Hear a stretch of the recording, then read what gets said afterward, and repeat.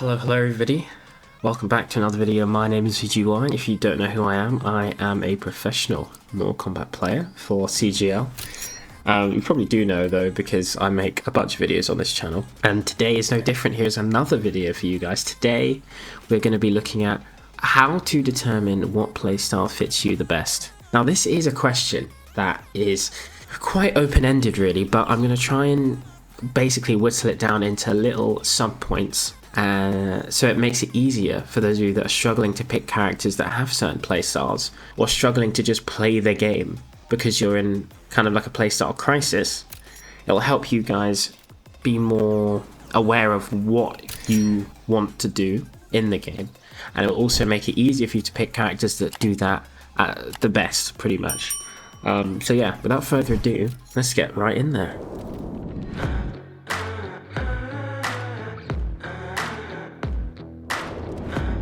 Okay, so this is just going to be a little rundown of the playstyles that you're essentially going to expect in this game. I think the easiest way to pick this is on the character select screen. We have three main subcategories, I would say, of playstyles within MK11. So you've got defensive, you've got somewhere in the middle, so both defensive and offensive, and you've got offensive. And I'm just going to explain which characters fill this as examples. I'm not going to say every character, but I'll move on to more nitty-gritty details in the next sections. So to start off with, we have defensive. Now I think within defensive you have zoning, right? Keep away with projectiles. What comes to mind here is Cetrion, absolutely. Robocop. Both characters that just want you full screen at all times. They do not want you near them, and they do this very well.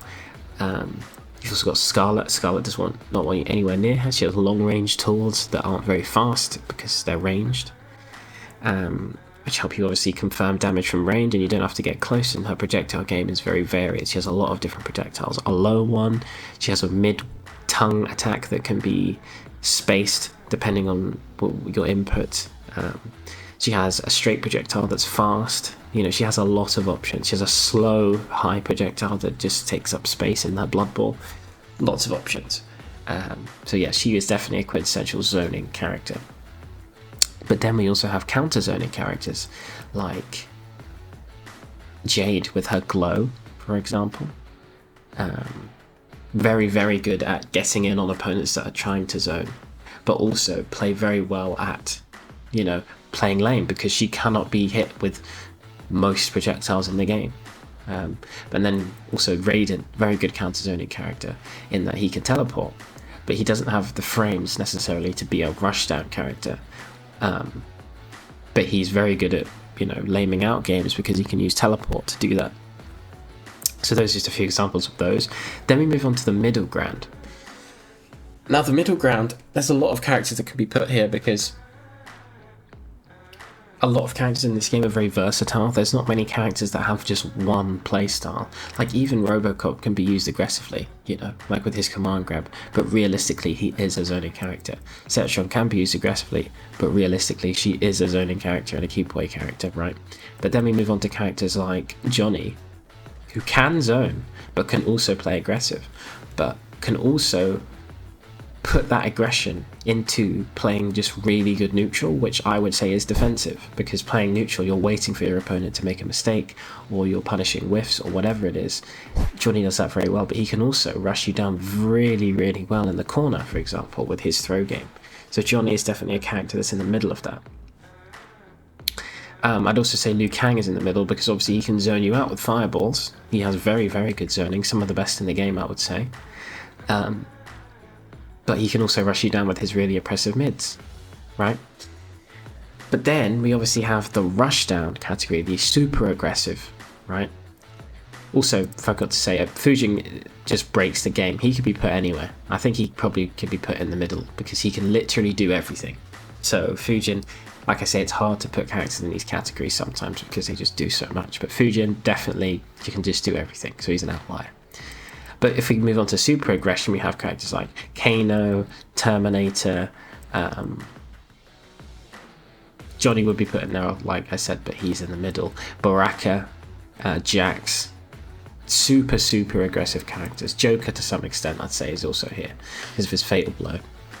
Jackie, of course, the quintessential rushdown character. These are characters that are just going to be in your face at all times and use their oppressive frames and whatnot to just pressure you, essentially. And yeah, that is essentially the breakdown of the playstyles, and now I'm going to be moving on to the next section. Become DashFight's supporter on Patreon. Gain ad-free browsing on our site. Click the link in the description. Right, so as you can see, we are now in the lab, and pretty much the thing I want to explain here is what is rushdown, what is zoning, what are all of these things, and why should you play that way, and why would it contribute to someone's, you know, ability to do well as a player. And I think this is something that's pretty easy to explain, to be honest, because it's very, you know, I train a decent number of people, right, and I have for a very long time over MK11's lifespan, and it's very obvious what someone's good at. Even in playing them one game, you just know what they're good at because of the way they play, right? If someone's going to be playing at this range, even with Jackie, and they're playing really patient, they're walking back and forth, you know that they're probably good at, you know, showing patience.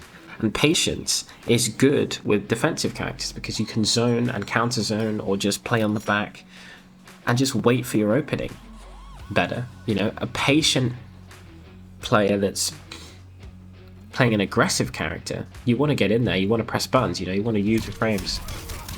With Jackie, for example, you want to keep pressuring them like so. You don't want to stop, right? But with a zoning character, if you're not patient, you're just going to be zoning, you know, this, obviously Jackie isn't a good example, but if I was RoboCop and I just keep doing, you know, I keep just not spacing my projectiles out, for example, and I just do them, and I just do them from any range, and I'm not like concerned on where I'm doing them, I might get hit. So there's definitely qualities that go towards a defensive style of play better, and some qualities that go towards an offensive style of play a lot better. So for someone like Jackie, I think she is the quintessential aggressive character of the game. She is ridiculously oppressive, ridiculously. She does everything in your face, and she does it well. And even, you know, what she's not doing in your face, she has like the leap gimmicks that everyone knows so well. I don't have it equipped here, but you guys have seen this many times before. I don't have to explain this. You know, it hits from criminal ranges above your head, converts into lots of damage. You know, it does pretty much everything you want. And she has a 9-frame mid, which is the fastest mid you're going to want in the game. She has a throw that gives you Oki. This basically means that it leaves you right next to her, meaning she can do another throw, or she can do a mid, like so. She can just throw loop you, or go for a mid. A lot of aggression will come from that, and a lot of characters that are very good at rushing down will have that throw loop potential. Because throws are obviously the way that you're going to open up blocking opponents. So it's, and especially with Jackie, it's very good to go for these because you obviously have a mid to counteract the fact that if they duck, you just open them up. And the thing is, it doesn't do a little bit of damage. You're doing good damage, right? That's RoboCop, and it does shit 27%, you know. And that was a simple combo. That wasn't even a, you know, with clinch. If I use clinch as an example here, if I can hit the combo.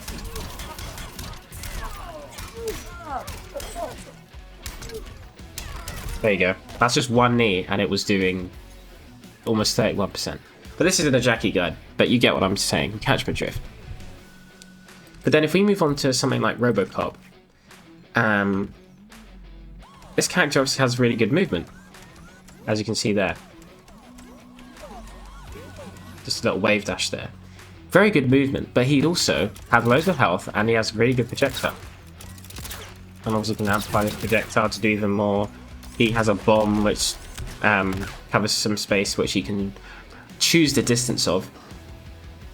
But these are things that you can see, right? These are tools within the character's toolkit that, you know, very obviously are meant for keep away. So you want to build on that. right? Now, as a player, you want to look into your own skill set and think, what am I good at? And I'll get onto that in the next section. But you want to look at that and think, okay, how can I maximize the use of my character? And how can I make it so that their tools and my playstyle are in line with each other? And how can I make it so that it's really difficult for my opponent to counter what I'm doing, because I'm aware of what I'm doing with the character that I'm doing it with, right? Because how good the tool is obviously will help, but how good you are with the tool, depending on how good it is or not, it doesn't matter. That is very important, because it means that you can make a move that's not necessarily great, amazing, because you know how to use it, right? And there are many moves like that in the game, like Robocop's command grab, for example. It doesn't have any range, like it's very bad in terms of the range, and the active frames are also bad, but if you look at players that are really good at using it, it looks extremely oppressive because it's a mid, and they put you in situations where you can't get out of it because you're just blocking, because you're waiting for his zoning, right? You're waiting for his low gunshot. That, as an example, is very, very good, but I will get onto that in the next section. So finally, we're going to be talking about the age-old question. How do you know that you're going to be good at using something? How do you know if your playstyle, personal playstyle, is going to contribute to a character's playstyle? I think this is quite, like I say, something that's quite easy to identify, but we'll go over it here with Liu Kang and Shao Kahn. So Liu Kang is definitely a character that can do everything. You know, he can zone with low fireball, high fireball. He has obviously amplification on both, like so, but he can also rush you down, you know, with his back one, his forward four. Very, very good stagger potential with these. His 1, 2, 3. Even his, you know, forward 3, 3, 3, the launcher, like so. He can obviously close down space and punish from range with his flying kick. He has ridiculously good crushing blows with his moves, like so, on his throws as well, like that. Like, he has everything in a character, you know. So if you're good at, you know, balancing pretty much every playstyle, and you want big damage cash out, you choose Liu Kang. It's as simple as that, right? He's a jack of all trades, master of none. So you're going to want to practice balancing everything. But if you're naturally good at that, then Liu Kang is just a perfect choice, right? But then if you go to a character like Shao, and if we switch here, and we get him off blocking.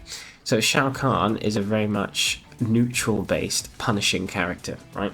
He's got a very slow standing one, but it has a really good hitbox and really good range. He also has a good sweep that has very good range. It hits off round start, as you can see there. That's how much range we're talking. That's a long range sweep right there.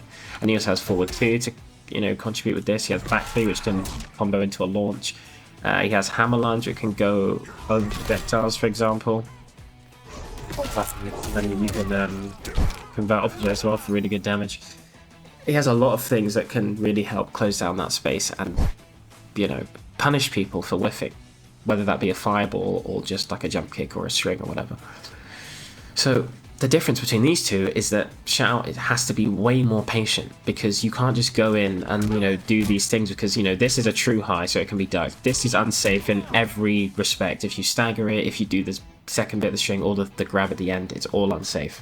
Flawless blockable as well. This flawless blockable. Throws, obviously, which he has to do, duckable. You know, he doesn't really have any mids that are fast. You know, this is slow. This starts with a high. You know, like, he has to be patient. So the main way you're going to be getting punishes as Shao is, you know, if someone's zoning you out. You know, you're going to want to be patient, wait for the jump, boom, and then you get your damage. That's just a little example, right? It's not going to always be that way, but that's just an example of what you might be seeing as Shao Kahn. But that is going to be the way that he gets most of his damage. So if you are a player that's patient and a player that likes to wait for openings, and one that can wait 20 seconds, 30 seconds before you get your hit and convert into big damage with your execution, then Shao Kahn is the character for you. And this can go into pretty much every character in the game. You know, if you're patient but you also like putting on the aggression, Johnny can work for you very well. If you like zoning but extreme zoning, Cetrion works for you very well. If you also want to do another jack of all trades example, you have Fujin. Fujin can do everything, literally everything. So you pick Fujin. You know, there's a lot of characters that fill these boxes, and it's up to you guys to go and look at that and think, okay, how can I maximize what I'm doing with the character that I'm doing it with, like I always say.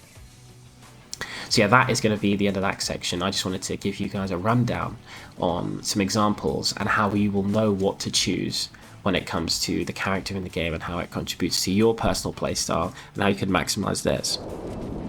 Right, everybody, that's going to be the end of today's video. Thank you so much for watching. Let me know what you guys thought in the comments section. Be sure to follow DashFight on all of their socials as per usual in the description and the comments, wherever the good stuff is. Pleasure to work with them as always. If you made it to the end of the video, put Gora's lair in the comments, so I know you made it. Thank you so much for watching once again. I'll see you guys for the next video, and yeah, stay safe, everybody.